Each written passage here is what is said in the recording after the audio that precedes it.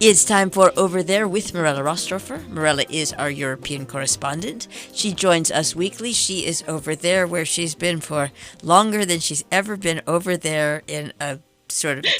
I think that's true. Is that true? How are you? Hello, Jill. Very, very, very true. Yeah. Longer than any time before, and still taking precautions and trying to do the right thing. But today, before going back on a little European update on the COVID-19 virus front, I wanted to talk about something that is more cheerful and in a way more interesting, and that would be the 77th Mostra di Venezia. That means, in other words, that event is planned. It has not been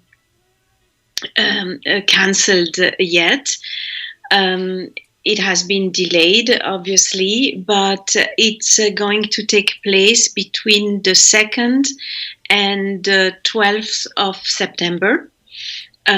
Obviously, it's going to be a little bit different than the usual film festival we are used to, but there will be a really interesting program with international movies and Italian movies.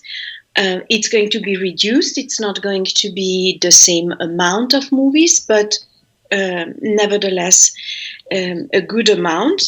And the jury will be presided by Kate Blanchett, who is a very liked and well-respected actress, and I think people are really looking forward to that. The director of the festival, his name is Alberto Barbera, and he said, I quote, "The heart of the festival is saved." Let's hope that it's going to be the case until the month of September. They will have 18 movies in competition and many others just to be presented. And I believe 60 movies in 5 different categories. So one could say that even though it's a reduced program, I would say there is still a lot to watch, a lot to see, and a lot to talk about. They will have COVID-19 measures, obviously, like thermic cameras, and everybody, above a certain body temperature, I believe it's 99.5, will not be accepted in the building or in the events. There will be also a certain distance to be respected between the viewers. Masks are probably going to be mandatory, and a few more precautions of that kind will be taken in Venice during the 77th Mostra di Venezia. What's also really interesting is the fact that in the past few days, 2 more movies have been added, not for competition, but for the pleasure of the viewers. One is from Pedro Almodovar, and it's very important because the main actress is in his movie is Tilda Swinton, and she will also receive a prize for her lifetime movies. So it's very appropriate to have her last movie. I think Pedro Almodovar did everything he could to make sure that the film would be just about finished for the event, and he is very much looking forward to that event. The second movie that will be also presented is called One Night in Miami, and this is from Regina King, which we mainly know as a fantastic actress, American actress. In this case, she's the director, so this is for her, I think, a fantastic opportunity to show what she did with this story. I believe it's the story of Cassius Clay as a young person. And it will touch upon some racism issues, and it's a very good time, I believe, to be able to present such a movie.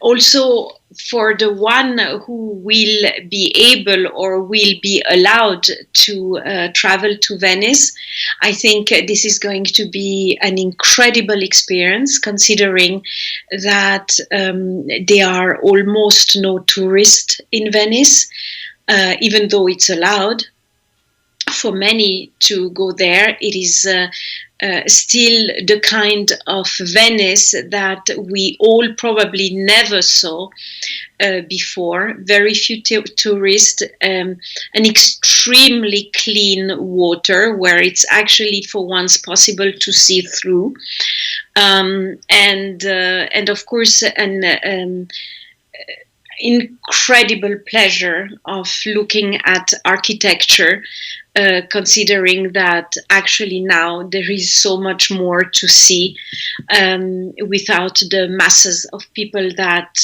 were there the entire year through traveling to Italy and to some cities like Venice particularly.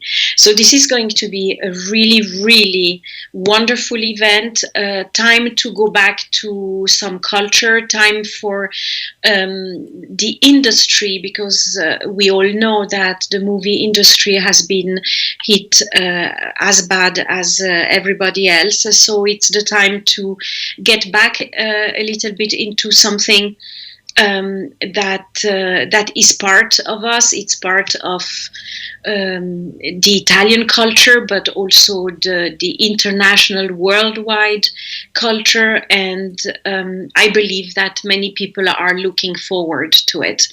Now we have to, of course, keep the virus at bay until September. I think that many places are doing pretty well. Others are having some surges here and there, and this is how I'm now switching to a little update on our European situation.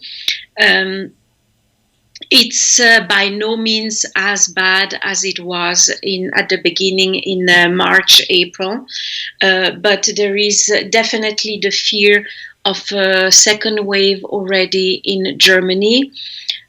Some people are talking second wave, other people are talking specific surges in specific states of Germany, but altogether there is a little increase. There is an increase also in Switzerland, but for the moment still also under control, and most importantly, the hospitals are not overwhelmed at all.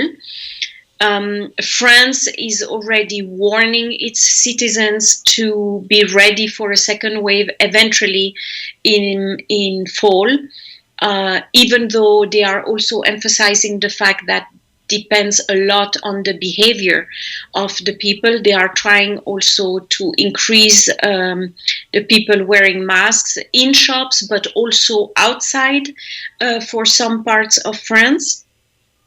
Especially there, I believe, where you have more tourists coming from outside the country, like the beautiful south of France. Spain is unfortunately also having a little bit more of a problem in the region of Catalonia, the city of Barcelona, but it's also localized. It's not all of Spain. The islands, for example, are doing pretty well. but are also very strict on certain things, like no clubs, shops, yes, but restaurants have to close at a certain time. I mean, with restrictions, one can really see that it's possible to control the spread of the virus.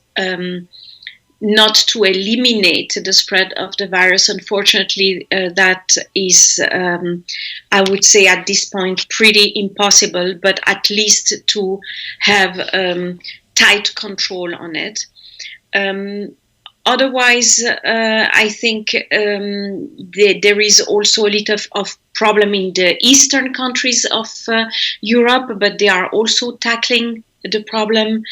The people are free to move from one country to the other, but unfortunately, in certain cases, quarantines are required by now, depending on the numbers of the country.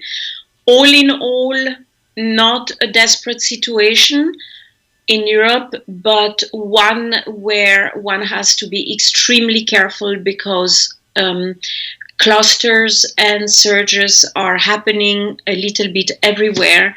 And so it's necessary more than ever to respect the precautions that we all know by heart. Thank you very much, Mirella Rastorfer. Over there. My pleasure.